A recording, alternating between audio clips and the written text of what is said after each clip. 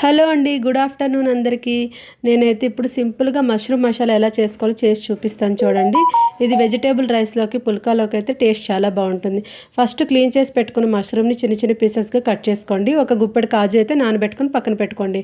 ఇప్పుడు ఆనియన్స్ బాగా ఫ్రై అయినాక కాస్త అల్లం వెల్లుల్లి పేస్ట్ వేసుకొని అది కాస్త ఫ్రై అయినాక ఇలా మష్రూమ్స్ని యాడ్ చేసుకోండి. మష్రూమ్స్ని కాసేపు మగ్గనివ్వండి. ఈ లోపల అయితే కాజు, టమాటా, ఒక్క ఆనియన్ వేసి పేస్ట్ చేసుకొని పక్కన పెట్టుకోండి. తర్వాత మష్రూమ్ ఆల్మోస్ట్ ఫ్రై అయిపోయి కదండి, దీనిలోకి ఉప్పు, కారము, ధనియాల జీలకర్ర పొడి, పసుపు వేసి కాసేపు మగ్గనివ్వండి.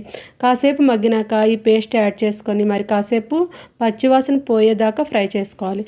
తర్వాత కాస్త వాటర్ యాడ్ చేసుకోండి. కర్రీ అయిపోయింది అనేటప్పుడు దించే ముందరైతే కొద్దిగా ఇలా ఫ్రెష్ క్రీమ్ కూడా యాడ్ చేసుకోండి.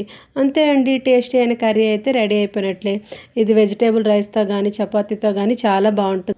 ఒకసారి ఈ మెథడ్లో ట్రై చేయండి, మీకు తప్పకుండా నచ్చుతుంది. వీడియో